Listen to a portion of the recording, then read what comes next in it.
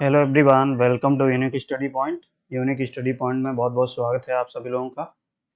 तो चलिए आ जाइए। ये है पावर सिस्टम 2 की क्लास, और जिसमें हम लोग कवर कर रहे हैं अपना पावर सिस्टम 2 का फुल सिलेबस।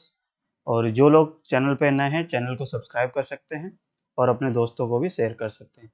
चलिए फिर स्टार्ट करते हैं। अब जैसे कि हमने पिछले लेक्चर में आपको लेक्चर नंबर आई थिंक हमने लेक्चर 4 तक कवर कर लिया है, और आज जो है हमारा लेक्चर नंबर 5th होगा। ठीक है, तो और लेक्चर नंबर 5th में हम लोग देखेंगे कुछ नए कॉन्सेप्ट्स को और उससे रिलेटेड कुछ न्यूमेरिकल्स को। ठीक है, तो पिछली क्लासेस में हमने आपको क्या डिस्कस कर लिया है, एक बार आपको रिमाइंड करा देते हैं। तो जैसा कि हमने पिछली क्लास में आपको कुछ बताया है बेसिक्स के बारे में, और बेसिक्स के बाद हमने आपको बताया है पर यूनिट सिस्टम को क्या होता है, पर यूनिट सिस्टम किस तरीके से हमारा वर्क करता है, और पर यूनिट सिस्टम का क्या एडवांटेज होते हैं। तो वो सारी चीज़ें हमने आपको शायद करा दिया है। ठीक है, तो वो आप पिछली क्लास में देख चुके होंगे। अब हम बात करते हैं कि जो पर यूनिट है और रिएक्टेंस डायग्राम भी हमने डिस्कस किया था। तो पर यूनिट और रिएक्टेंस डायग्राम पे हमारे कुछ न्यूमेरिकल्स आते हैं, और उन न्यूमेरिकल्स को हम लोग किस तरीके से हम हैंडल करते हैं, किस तरीके से हम लोग सॉल्व करते हैं, तो कुछ एग्जाम्पल्स का यूज करके हम लोग आज समझते हैं। ठीक है, तो चलिए आइए हम लोग देखते हैं। तो जैसे कि एक न्यूमेरिकल आपका पर यूनिट सिस्टम में इस तरीके से बनता है। आप इस फॉर्मूले को हमेशा याद रखेंगे क्योंकि ये मोस्ट इंपॉर्टेंट फॉर्मूला है। इस फॉर्मूले के बेस पे आपके बहुत सारे क्वेश्चंस मिलेंगे आपको। 100% आपको इस फॉर्मूले के बेस पे आपको एक न्यूमेरिकल पर यूनिट सिस्टम से मिलेगा ही मिलेगा। ठीक है, तो आप इसको स्किप मत करिएगा। तो जैसे कि आप इसको पहले समझ लेते हैं। जैसे सपोज करिए कि आपको क्वेश्चन में, जैसे क्वेश्चन आपसे पूछा जाएगा तो फॉर्मूला हमारा कैसे बना है। जैसे हमने कहा है कि when MVA base change from MVA base old to base new, यानी कि कहने का मतलब है आपको एमबीए ओल्ड दे दिया जाएगा और एमबीए बेस पे न्यू बेस पे आपका एक पर यूनिट इम्पीडेंस पूछ सकता है, न्यू पर यूनिट इम्पीडेंस। तो उस केस में हमारा फॉर्मूला क्या बनेगा, ये बनेगा। यानी कि आपको पहले से कुछ वैल्यू पर यूनिट में दी जाएगी। जैसे सपोज करिए आपको एमबीए ओल्ड पता होगा पहले, और केबी ओल्ड भी पता होगा बेस में, ये सारी बेस में है। तो ये आपको क्या है, क्वेश्चन में दिया रहेगा। अब आपको यहाँ से पर यूनिट इम्पीडेंस भी ओल्ड दिया जाएगा। फिर आपको क्वेश्चन में जो आपको पूछा जाएगा, कोई बेस दे देगा, कोई दूसरा बेस आपको दे देगा, एमबीए बेस या केबी बेस, ये दोनों आपको देगा और कहेगा आपको कि पर यूनिट इम्पीडेंस न्यू बताइए। तो उस केस में हमारा ये फॉर्मूला बनता है। तो जैसे हमने देखो दिखाया है, आपसे कहा जाएगा when MVA base change from MVA base old, ठीक है, to base MVA base new, and KV base change from KV base old to KV base new, then new per unit impedance is. अब आपको क्या है, question में आपको दिया जाएगा एमबीए बेस ओल्ड दे दिया जाएगा, केबी बेस ओल्ड दिया जाएगा और पर यूनिट इम्पीडेंस ओल्ड दिया जाएगा। न्यू पर यूनिट इम्पीडेंस क्या होगा, तो उस केस में हम ये फॉर्मूला यूज करेंगे। अब इस बेसिस पे हमारे क्वेश्चन किस तरीके से पूछा जाता है, तो हम इसको सॉल्व करके देखते हैं। जैसे एक क्वेश्चन दिया जाएगा, जैसे सपोज करिए एक क्वेश्चन हमने आपको दिया है, इस क्वेश्चन को आपको बताना है। जैसे आपको क्वेश्चन में दिया गया है कि 3 जनरेटर्स दे दिए गए, जनरेटर 1 की रेटिंग दी गई है, जनरेटर 2 की रेटिंग दी गई है, जनरेटर 3 की रेटिंग दे दी गई है, और यहाँ पे आपको पर यूनिट इम्पीडेंस भी दे दिया गया है। क्योंकि ये परसेंटेज में वैल्यू दी गई है रिएक्टेंस की, तो हम कह सकते हैं इसको अगर पर यूनिट में कन्वर्ट करेंगे तो ये हमारा क्या हो जाएगा, अपॉन 100 कर देंगे। तो यहाँ से हमारा क्या निकल के आ जाएगा, 0.1 पर यूनिट। ठीक है, ऐसे ही अगर आप इसकी पर यूनिट इम्पीडेंस निकालोगे, ये क्या है, हमारा एक तरीके से ओल्ड कह सकते हो। ठीक है, तो क्वेश्चन में दिया जाएगा वो हमारा ओल्ड रहेगा, तो यहाँ से ये क्या हो, 0.08, और इसका पर यूनिट इम्पीडेंस क्या हो जाएगा, या इम्पीडेंस कहें या रिएक्टेंस कहें, एक ही चीज है। ठीक है, तो रिएक्टेंस इसका क्या हो जाएगा, ओल्ड, ये हमारा दिया गया 0.12 पर यूनिट। तो इस तरीके से आपको सपोज करिए क्वेश्चन में दिया गया है। अब यहाँ से आपको क्या पूछा गया, डिटरमाइन द रिएक्टेंस, क्या पूछा गया, reactance corresponding to the base value of 200 MVA base and 35 kb। यानी कि आपको क्वेश्चन में दिया गया है, ये सारी वैल्यू हमारी क्या है, ओल्ड वैल्यू दी गई है, और आपको 200 MBA बेस पे और 35 KB बेस पे। ये हम बेस पे कि हमारा इम्पीडेंस क्या होगा अलग अलग, ठीक है। इम्पीडेंस कहें या रिएक्टेंस क्या कहें, रिएक्टेंस भी कह सकते हैं, क्योंकि इसमें रिएक्टेंस दिया गया तो रिएक्टेंस हम कहेंगे इसको। तो यहाँ पे बेसिकली हमको क्या निकालना है, रिएक्टेंस निकालना है। कौन सा रिएक्टेंस निकालना है, न्यू रिएक्टेंस निकालना है। ये सारी वैल्यू हमारी ओल्ड में दी गई है। अब इसको हम सॉल्व कैसे करते हैं, करस्पॉन्डिंग, जैसे पहले हम जनरेटर 1 का यूज सॉल्व करते हैं, फिर जनरेटर 2 का, फिर जनरेटर 3 का, 1 बाई 1 करके इसको सॉल्व करते हैं और आपको समझाते हैं, ठीक है। तो जैसे कि अगर हम बात करें फॉर्मूले की, तो अभी हमने आपको फॉर्मूला दिखाया, क्या फॉर्मूला है। तो फॉर्मूले की बात करें, अगर रिएक्टेंस आपको दिया जाएगा तो इम्पीडेंस की जगह पे आपका रिएक्टेंस यूज हो जाएगा, ठीक है। जैसे ये फॉर्मूला दिया गया है तो Z दिया गया है, इम्पीडेंस दिया गया है, अगर रिएक्टेंस क्वेश्चन में दिया जाएगा तो यहाँ पे X हो जाएगा, यानी कि रिएक्टेंस की वैल्यू यहाँ पे आ जाएगी। बस इतना चेंज होगा और कुछ नहीं। तो सिंपली आपको यही ध्यान देना है कि आपको किसी दूसरे बेस पे आपको अगर पर यूनिट इम्पीडेंस पूछा जाता है तो वो हमारा न्यू पर यूनिट इम्पीडेंस कहता है। तो वो न्यू पर यूनिट इम्पीडेंस हम लोग कैसे कैलकुलेट करेंगे, तो वो हमने ये फॉर्मूला आपको लिखा दिया है। अब इससे हम लोग क्या करते हैं, क्वेश्चन को सॉल्व करते हैं और देखते हैं क्वेश्चन हम लोग कैसे होगा। जैसे मान लिया जनरेटर 1 का है, तो जनरेटर 1 का हमने मान लिया, अगर हमको क्या निकालना है, एक्स न्यू पर यूनिट निकालना है। तो एक्स न्यू पर यूनिट निकालने के लिए सिंपली क्या होगा, X per unit old into MBA base new upon MBA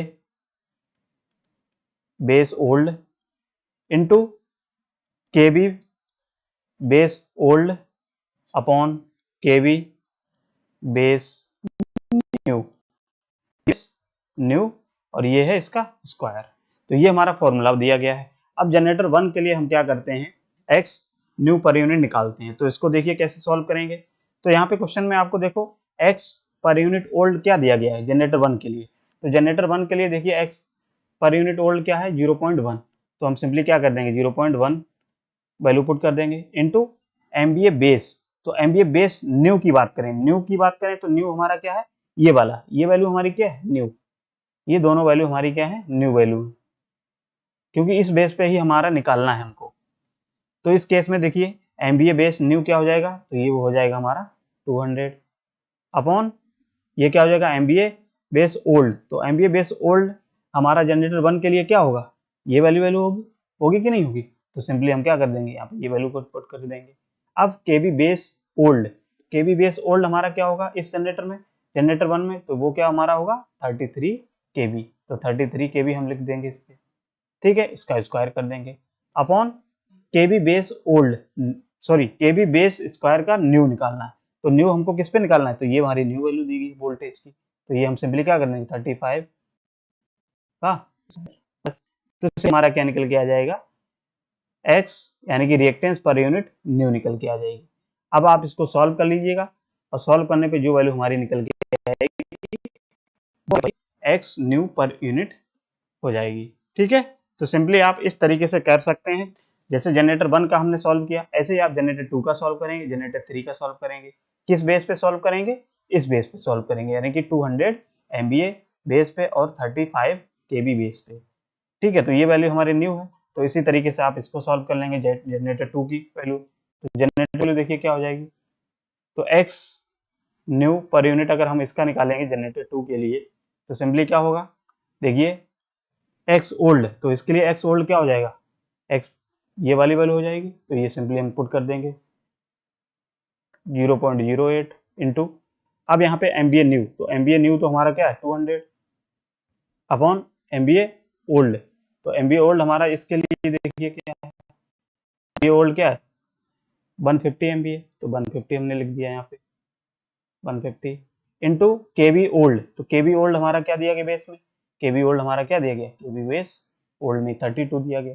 तो सिंपली हमने क्या 32 का स्क्वायर अपॉन न्यू क्या है, न्यू हमारा दिया गया है 35, तो 35 ने दिया 35 का स्क्वायर। सिंपली आप इसको सॉल्व कर लेंगे तो ये हमारा क्या हो जाएगा, जनरेटर 2 के लिए एक्स न्यू पर यूनिट निकल के आ जाएगा।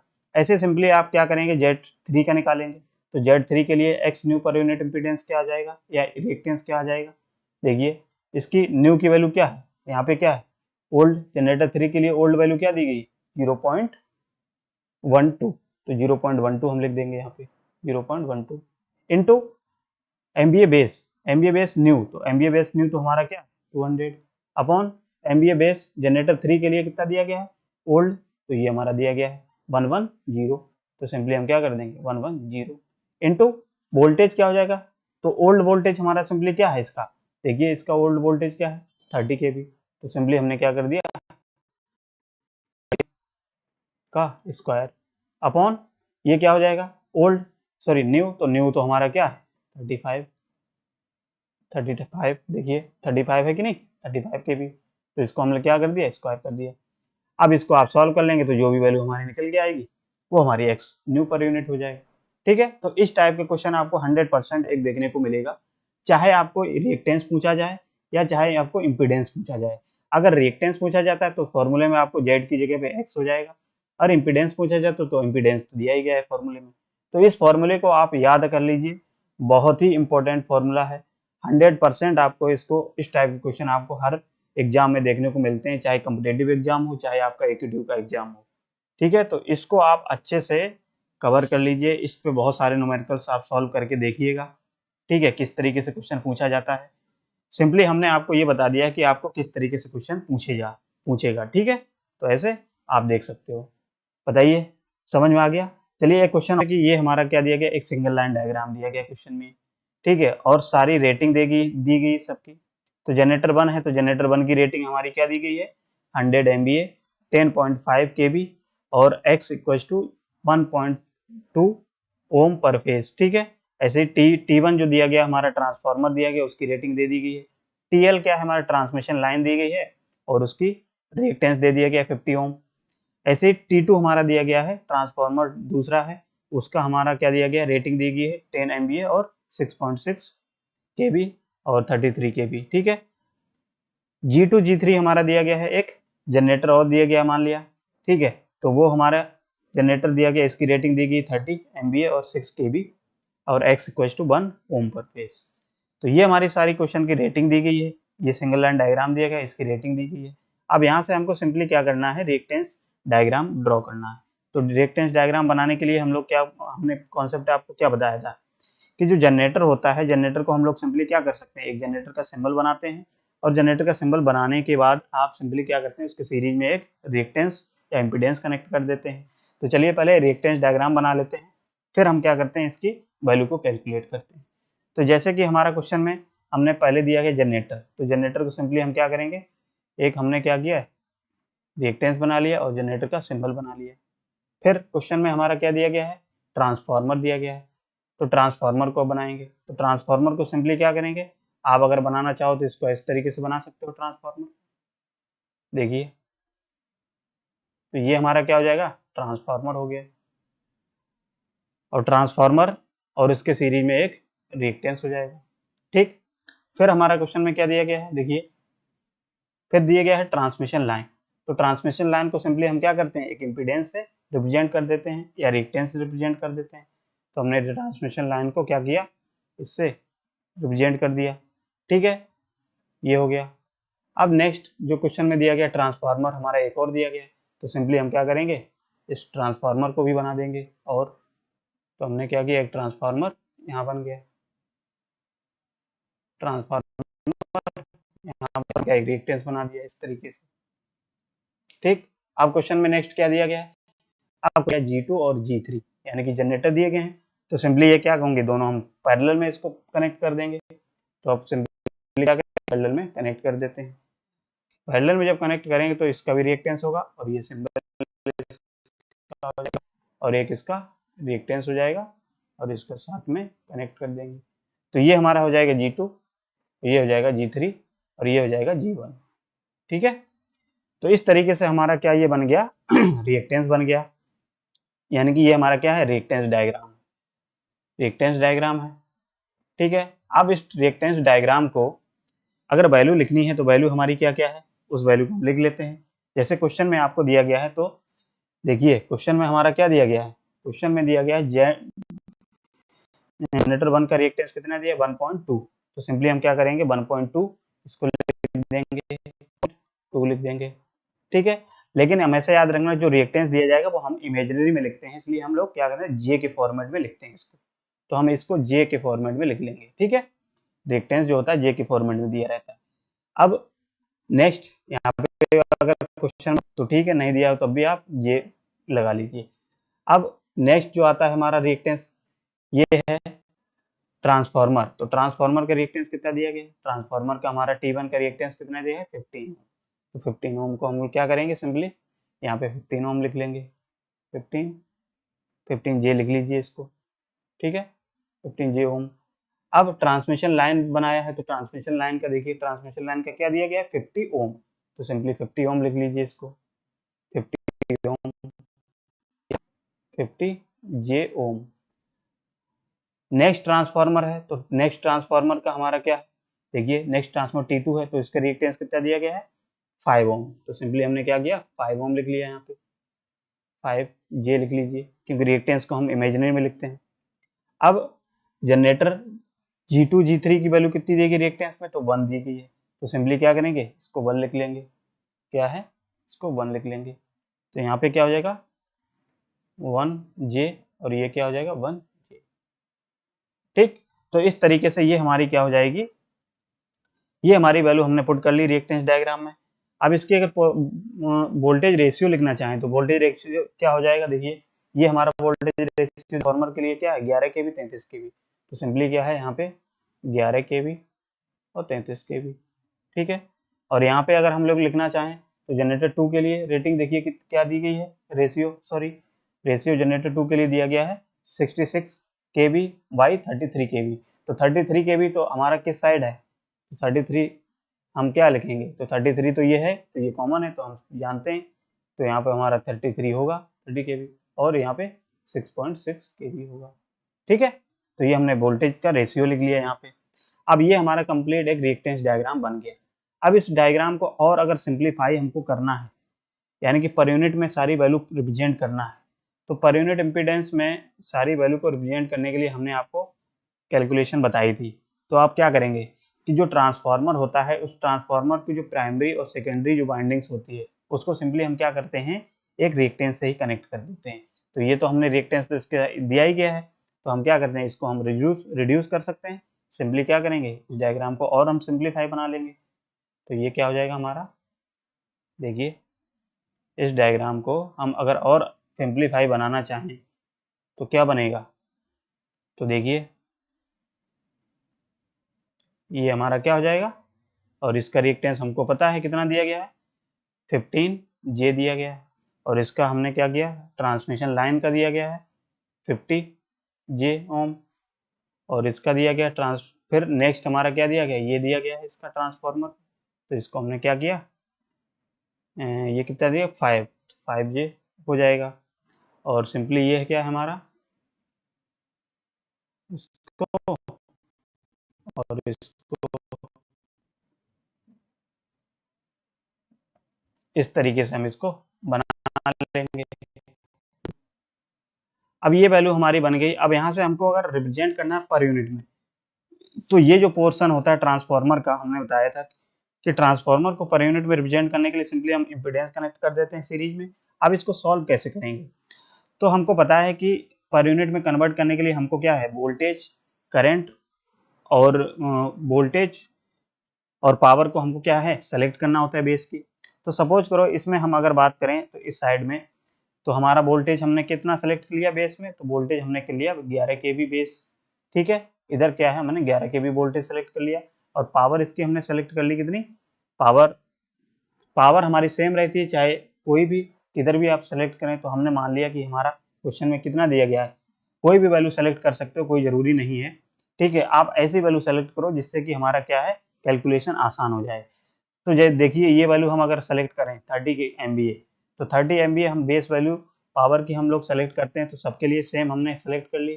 तो ये भी हमारा क्या इसके लिए भी हमारा क्या 30 MVA हमने सेलेक्ट कर लिया, और इसके लिए भी हमने 30 MVA सेलेक्ट कर लिया पावर, और इधर साइड भी 30 MVA पावर सेलेक्ट कर ली, इधर भी 30 MVA वोल्टेज। लेकिन हमने क्या हुआ, वोल्टेज जो सेलेक्ट करते हैं बेस में, तो वोल्टेज हमेशा क्या होता है, रेशियो की बेसिस पे डिपेंड करता है।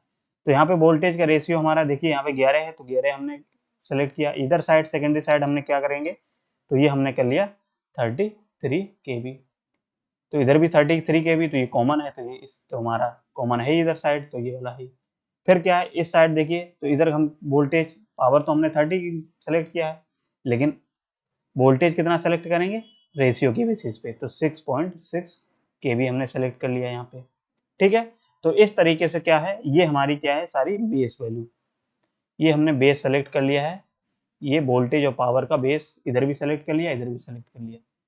ठीक, अब यहाँ से आप कैलकुलेशन कर लो। तो सिंपली क्या करेंगे, अगर हम इसमें देखिए इसका इम्पीडेंस निकालेंगे, तो इसकी अगर जेड इम्पीडेंस निकालोगे तो जेड इम्पीडेंस क्या निकलेगा, देखिए यहाँ से इस साइड अगर हम जेड इम्पीडेंस निकालेंगे तो क्या होता है वोल्टेज का स्क्वायर। तो वोल्टेज हमने कितना सेलेक्ट किया, वोल्टेज बेस, तो 11 kV का स्क्वायर अपॉन पावर कितना है 30 है, 30 इसको सॉल्व कर लेंगे, तो ये सॉल्व करने पे आएगा हमारा 40.03 पर यूनिट, सॉरी बेस।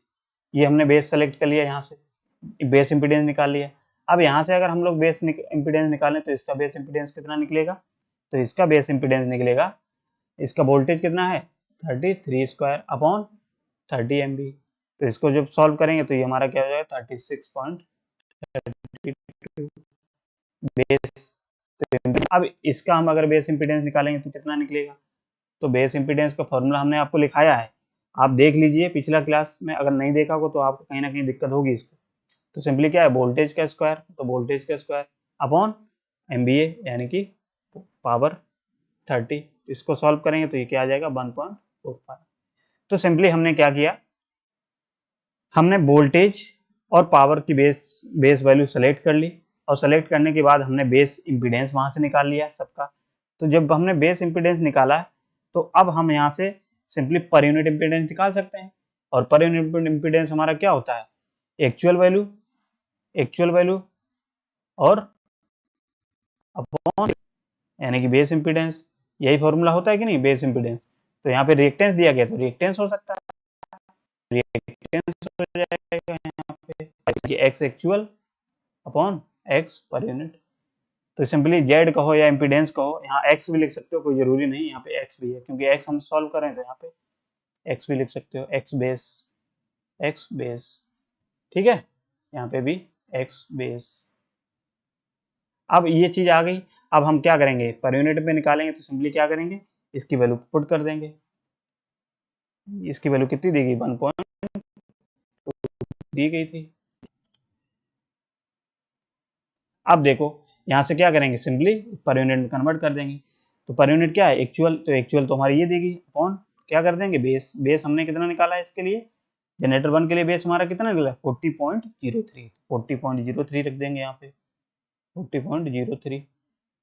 ठीक है, ऐसे ही इसके लिए क्या है, क्योंकि जो इसका इम्पीडेंस जो है, तो इसके लिए क्या हो जाएगा, इस इम्पीडेंस के लिए जो हमारा 15 है, तो 15 के लिए क्या हो जाएगा 15 J अपॉन इम्पीडेंस हमारा क्या है बेस इम्पीडेंस 36.32, ये वाला होगा कि नहीं होगा।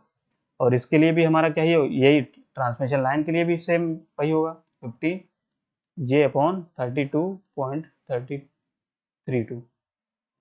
ठीक है, ये हो जाएगा कि नहीं हो जाएगा बताइए। और इसके लिए क्या हो जाएगा, ये 5 है, तो 5 के लिए हमारा देखिए ये 5 है, 5 के लिए हमारा इम्पीडेंस क्या हमने निकाला है 1.5, तो एक्चुअल क्या है 5 अपॉन बेस क्या है 1.45, बस ये हो जाएगा। लिए देखिए इस इधर भी जनरेटर 1 के लिए जनरेटर 2 और जनरेटर 3 के लिए हमारी बेस वैल्यू क्या है ये है, तो सिंपली हम क्या करेंगे इसमें 1.45, इसमें भी 1.45, यानी कि अब इसको आप सॉल्व कर लीजिए वो हमारा क्या हो जाएगा एक रिएक्टेंस डायग्राम निकल के आ जाएगा, और ये रिएक्टेंस डायग्राम पर यूनिट में हमारा दिया जाएगा। बस इस तरीके से हम क्वेश्चन को सॉल्व करते हैं। ठीक है, तो हमेशा याद रखना इंपॉर्टेंट क्वेश्चन है, इस टाइप से क्वेश्चन आपको 100% पूछा जाएगा रिएक्टेंस डायग्राम ड्रॉ करने के लिए। तो सिंपली आप जब तक पिछली क्लासेस को आपने नहीं देखा है तब तक इसको समझने में आपको दिक्कत होगी, तो आप पिछली क्लास को जाके पहले देखिए वहाँ से हमने आपको बताया कि बेस इम्पीडेंस हम लोग कैसे निकालते हैं और पावर को हम कैसे सेलेक्ट करते हैं, वोल्टेज को हम कैसे सेलेक्ट करते हैं, फिर हम वहाँ से बेस इम्पीडेंस निकालते हैं और बेस इम्पीडेंस निकालने के बाद फिर हम उसको पर यूनिट वैल्यू निकालते हैं। और पर यूनिट वैल्यू निकालने के लिए सिंपली क्या होता है फॉर्मूला, एक्चुअल अपॉन बेस होगा यहाँ पे, एक्चुअल अपॉन बेस ये होता है। ठीक है, तो इस तरीके से आप क्वेश्चन को सॉल्व कर सकते हैं। तो कहीं ना कहीं अगर आपको दिक्कत हो रही है तो एक बार आप दोबारा देख लीजिए तो आप समझ में आ जाएगा आपको। आप सिंपली जब तक आप पिछली क्लास को फॉलो नहीं करेंगे तब तक आप इस क्लास को समझ नहीं पाएंगे, क्योंकि वहाँ हमने सारे कॉन्सेप्ट आपको बताए हैं।